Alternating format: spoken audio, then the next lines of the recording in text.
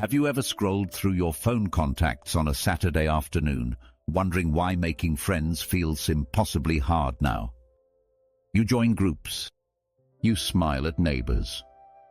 You push yourself to attend events. But somehow you keep ending up right back where you started, alone and confused. Here's the truth nobody talks about. It's not your age and it's not your personality. You're making 3 specific mistakes that sabotage every friendship before it even begins. The good news? They're completely fixable once you know what they are. If you're ready to finally understand what's been going wrong and how to fix it, make sure to subscribe because we're diving deep today. First, you need to understand something important. The friendship rules changed the moment you retired, and most people never realize this happened. When you were working, friendships formed naturally. You saw the same people 5 days a week, shared complaints about bosses, grabbed lunch together. You didn't have to think about it. Connections just happened. But retirement strips all of that away. Suddenly, you're in a completely different social world, and your old friendship skills don't work anymore. This isn't your fault. Your brain is actually trying to protect you by making you more cautious. But that same protection builds invisible walls around potential friendships. So let's break down exactly what's going wrong. Mistake number 1. You're waiting for others to make the first move. You wait for the phone to ring. You wait for invitations. You wait for someone else to suggest getting together. You've become the friendship recipient instead of the friendship creator. When was the last time you called someone just to check in? When did you last suggest meeting for coffee? If you're like most people over 60, the answer might surprise you. Here's what happens when you're always waiting. You become invisible. I know why this happens. You tell yourself that if people really wanted to spend time with you, they'd reach out. But that's not how friendship works, especially when everyone else is dealing with their own social uncertainty. Here's the shift. Become the person who offers first. Not the desperate person who calls every day. The thoughtful person who offers value without keeping score. You can offer a listening ear. Share a recipe that worked well.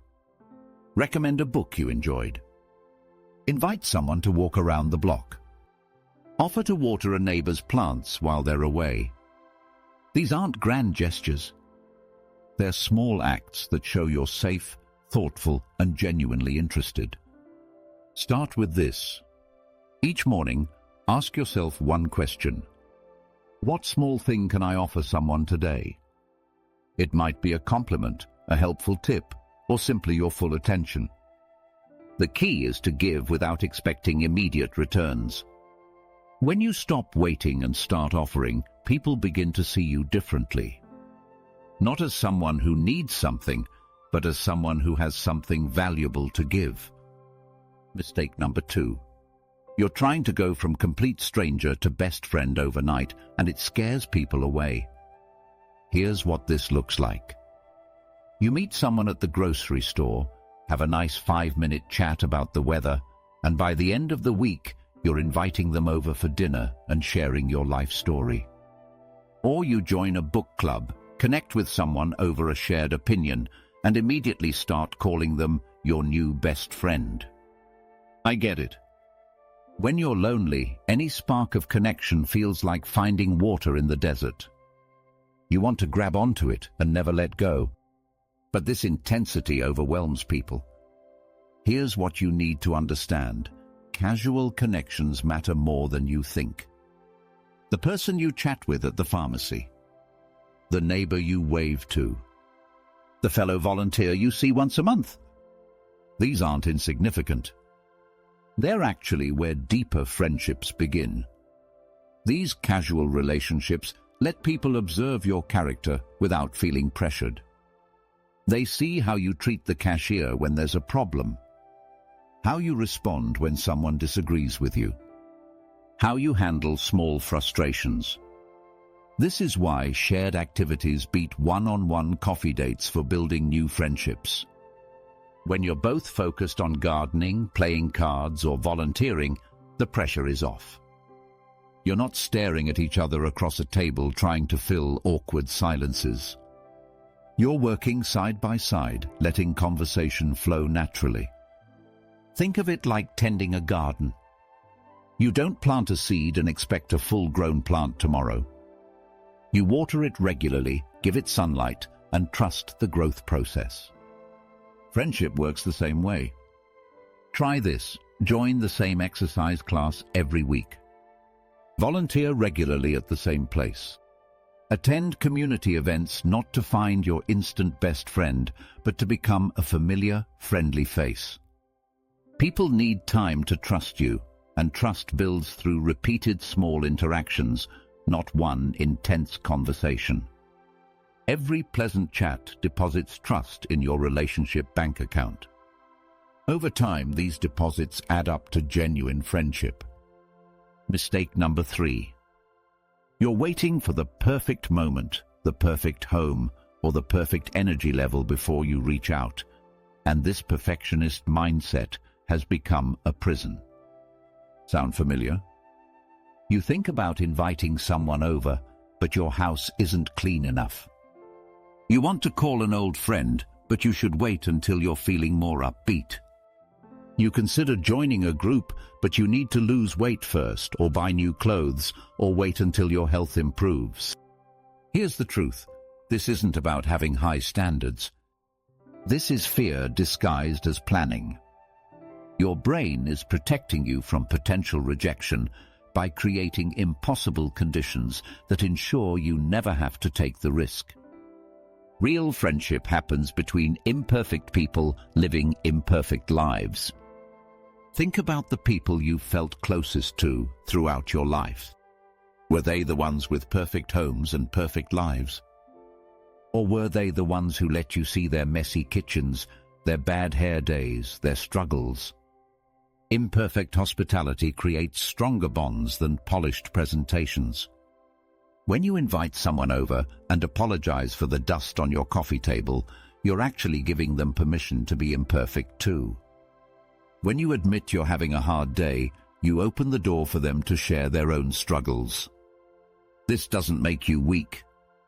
It makes you relatable. Other seniors are dealing with health challenges, financial concerns, family complications. When you pretend everything is fine, you create distance. When you're honest about your reality, you create connection. Here's a simple test. If you find yourself saying, "I should wait until about any social opportunity," that's perfectionism talking, not wisdom. The antidote: take one small imperfect action instead. Make that phone call even though you're having a bad day. Accept an invitation even though you don't feel charming.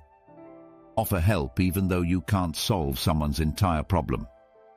Your willingness to be genuine, even when you're not at your best, actually makes you more attractive as a friend.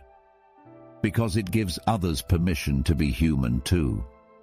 So here's the new friendship formula that actually works. Instead of waiting for others to reach out, you become the person who offers first. Instead of jumping from stranger to best friend, you embrace the slow build through consistent, low-pressure interactions. Instead of waiting for perfect conditions, you show up as you are, imperfections and all. This isn't about becoming a different person. It's about working with your natural strengths while avoiding the traps that keep you isolated. Here's how this protects your energy. When you stop waiting and start offering, you feel empowered instead of helpless. When you embrace the slow build, you avoid the exhaustion of forcing intimacy. When you drop perfectionism, you free yourself from constant stress. This week, try one specific action. Think of someone you've had pleasant but casual interactions with. Maybe a neighbor, a fellow volunteer, or someone you see regularly at the store.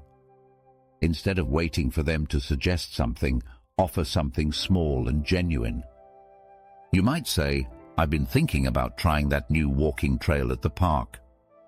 Would you be interested in checking it out with me sometime next week? This approach offers without demanding.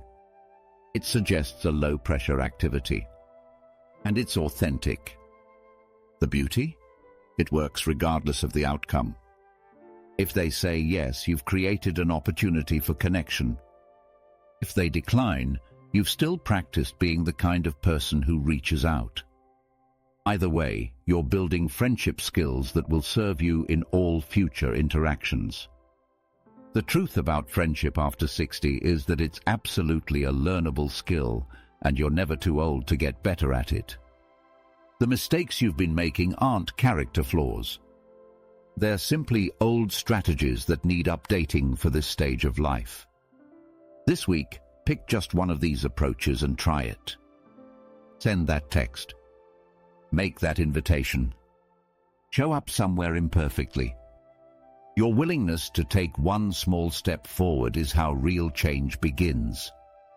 If this helped you see friendship differently, subscribe for more strategies on building meaningful connections at every stage of life. And let me know in the comments, which of these 3 mistakes have you been making? I'll see you in the next one.